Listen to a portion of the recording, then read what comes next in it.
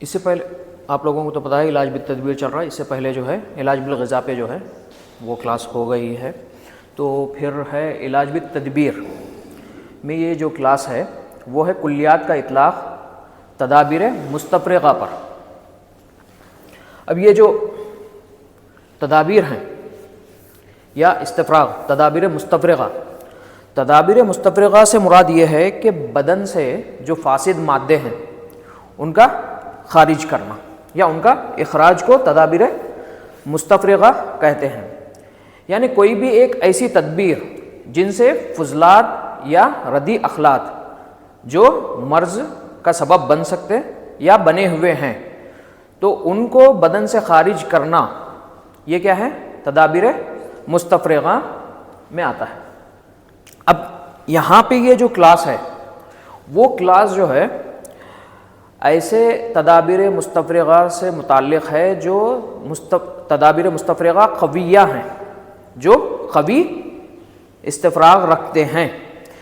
یعنی بعض وقت جب یہ تدابیر اختیار کیے جاتے تو ان سے قوتوں میں جو ہے ضعف آنے کا اندیشہ ہوتا ہے۔ تو اب وہ کون سے ہیں جو تدابیر مستفرغہ قویہ ہیں؟ وہ کون سے ہیں؟ جیسے فسد ہے، اسہال ہے، اور قے ہے، حجامہ ہے، ارسال علق ہے۔ یہ جو تدابیر ہیں جن میں قوہ ضعیف ہونے کے چانسز یا امکانات ہوتے ہیں ان کو کہتے ہیں تدابیر مستفرغہ قویہ۔ ابھی جہاں تک یہ تدابیر مستفرغہ ضعیفہ جو ہے نا، ان میں ان کے جو شرائط اور اصول ہے وہ لاگو نہیں ہوتے۔ اب وہ کون سے ہے؟ جو ہلکے جو ملینات آپ استعمال کراتے یا تھوڑے بہت جو سیکنے کے وہ جو چیزیں کراتے جو تحلیل کے لحاظ سے کیے جاتے ہیں، ان میں یہ جو شرائط یا اصول جو بیان ہو رہے ہیں وہ اس پر لاگو نہیں ہوتے جو ضعیف تدابیر مستفرغہ ہیں۔ اور ایسے تدابیر پہ بھی یہ شرائط اور اصول لاگو نہیں ہوتے جو طبیعت خود کسی صحت مند شخص کے اندر وقتاً فوقتاً مادے کو دفع کرتی ہے، جیسے بول و براز، میل اور پسینے کو دفع کرنا یا حرارت زیادہ ہو تو اس کو خود بخود خارج کرنے کے لیے جو طبیعت کرتی، تو ان میں یہ نہیں آتے۔ تو سب سے پہلے ہے استفراغ کی ضرورت کب اور کیوں ہے۔ یعنی یہ جو تدابیر مستفرغہ ہے تو یہ سمجھنا ضروری ہے نا کہ اس کی ضرورت کیوں ہے اور کب ہے۔ جیسے کہ آپ لوگوں کو پتہ ہی ہے کہ جب ہمارے بدن کے اندر فضلات پیدا ہوتے تو طبیعت جو ہے خود اس کو جو ہے دفع کرتی رہتی ہے، لیکن پھر بھی ہم لوگ تدابیر مستفرغہ کا استعمال کرتے ہیں۔ کیوں؟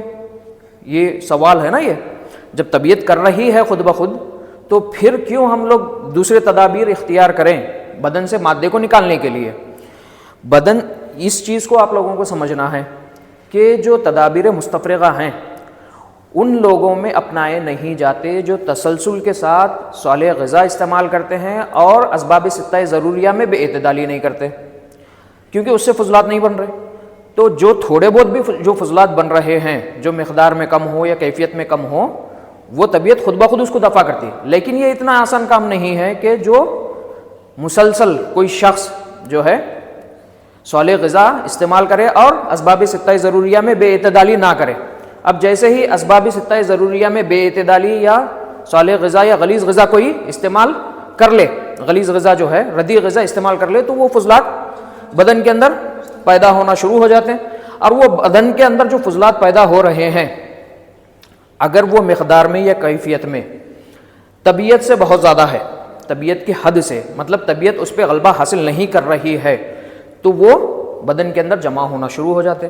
اب یہ بدن کے اندر جب جمع ہونا شروع ہو جاتے فضلات، تو ان کا جو ایفیکٹ ہے وہ بدن کے اندر ظاہر ہونا شروع ہو جاتا۔ جیسے کہ آپ یہ اس میں دیکھ سکتے ہیں کہ جیسے ہی فضلات جو ہے بدن کے اندر بڑھ جاتے ہیں تو وہ فضلات کا ایفیکٹ کس کے اوپر؟ بدن کے اوپر ہونا شروع ہو جاتا۔ بدن کے اندر کیا؟ برودت زیادہ بڑھ جائے گی۔ اب وہ برودت کیا کرے گی؟ وہ حرارت غریزیہ کو ماند کر دے گی یا کمزور کر دے گی، ہے نا۔ اب جیسے ہی حرارت غریزیہ جو ہے ماند ہو جاتے ہیں تو بدن کے تمام قوہ جو ہے وہ کمزور ہو جاتے ہیں، کیونکہ حرارت غریزیہ کیا ہے؟ تمام قوہ کی مشترک آلہ ہے، ٹھیک ہے۔ جب خواہ ضعیف ہو جاتے تو ان سے جو مختلف اعضاء سے جو صادر ہونے والے افعال ہیں وہ بھی کمزور ہو جاتے یا ان میں خلل پایا جاتا. اب افعال کا خلل کیا ہے؟ وہ امراض ہیں. تو اس لحاظ سے امراض مادی جو ہے ان فضلات سے پیدا ہوتے. اب یہ جو مادی امراض ہیں یہ جو ہے فضلات کی بڑی ہوئی مقدار بدن کے اندر مختلف اعضاء میں مختلف طرح سے اپنے اثر کو مرتب کرتی. جیسے اب فضلات بدن کے اندر کہیں پہ جمع ہوئے ہیں اپنی مقدار کے لحاظ سے یا کیفیت کے لحاظ سے, تو وہ ہر عضو میں جو ہے ایک مختلف اثر کو مرتب کرتے, یعنی مختلف مرض کو پیدا کر سکتے. سمجھو ایک مثال کے, یہ مثال جو ہے نا اس کو سمجھو کہ اگر فضلات جو ہے کسی ایک عضو میں جو ہے جا کے جمع ہو گئے تو وہاں پہ وہ ورم کا سبب بھی بن سکتے, یا اگر وہ فضلات پہ حرارت غریزہ تو اثر کرنے والی نہیں ہے کیونکہ وہ فضلات ہے, تو وہ کس کے اثر کو قبول کرتے؟ وہ حرارت غریبہ کے اثر کو قبول کرتے. جب حرارت غریبہ کے اثر کو قبول کر لیتے تو اس میں عفونت پیدا ہو جاتی. ٹھیک ہے, وہ عفونت جو ہے پھر مختلف امراض کا سبب بن سکتی. تو اسی لحاظ سے یہ جو فضلات ہیں کسی مجارے میں اگر جا کے جمع ہو جائے, کسی پیسیج میں جا کے جمع ہو گئے تو وہاں پہ سدہ پیدا کرتے یا ابسٹرکشن پیدا کرتے, جس کی وجہ سے جو ہے نا وہ روح کی ترسیل نہیں ہو پاتی. روح کی جب ترسیل نہیں ہو پاتی تو خواہ کی بھی ترسیل نہیں ہو پاتی, تو اس سے جو ہے نا مختلف امراض پیدا ہو سکتے. جیسے کہ آپ فالج ہوئے دیکھتے, اس میں ہوتا کیا ہے, مادے اس مرکز میں جا کے جمع ہو جاتے جن سے افعال صادر ہونے والے ہیں. ٹھیک ہے, تو یہ جو فضلات کام کیا کر رہے ہیں ہمارے بدن کے اندر اور ان کو جو نکالنا ہے وہ کیوں ضروری ہے, یہ اس کا سبب ہے. عام طور پر مرض کا تعلق دو اسباب پر ہوتا ہے, اندرونی اور بیرونی. خاص کر جو ہے نا اندرونی اسباب میں وہ فضلات ہیں جو غذا کے نتیجے میں حاصل ہوتے ہیں.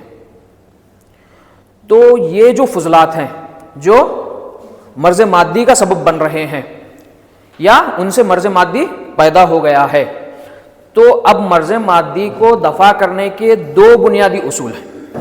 ایک تو جو مرض مادی, جو مادہ جو پیدا ہوا ہے اس کا استفراغ بدن سے کیا جائے, یہ پہلا اصول ہے. دوسرا, اس مادے کی وجہ سے جس عضو میں جو مزاج کی خرابی پیدا ہوئی ہے وہ مزاج کو پھر واپس طبعی مزاج کی طرف لوٹایا جائے. تو فرسٹ جو شرط ہے جو زیادہ پیدا ہوئی ہے اس کا خارج کرنا ضروری ہے. تو اس لحاظ سے جب وہ فضلات جمع ہو جاتے تو خود بخود طبیعت اس کے اوپر اثر انداز ہونا شروع ہو جاتی, لیکن غلبہ اس وجہ سے نہیں پاتی کیونکہ وہ مقدار یا کیفیت میں وہ طبیعت کے حد سے زیادہ ہوتے. تو تب جو ہے نا طبیب یہ تدابیر مستفرغہ کا استعمال کر کے طبیعت کی معاونت کرتا کہ وہ مادہ جو ہے جلد سے جلد خارج ہو جائے اور اس میں تخفیف ہو جائے اور مرض جو ہے وہ مرض کا ازالہ ہو جائے. تو اس کی وجہ جو ہے نا یہ ہے کہ استفراغ جو ہے, تدابیر جو استفراغ میں استعمال ہو رہے ہیں ان کی غرض یہ ہے کہ طبیعت کی معاونت کی جائے.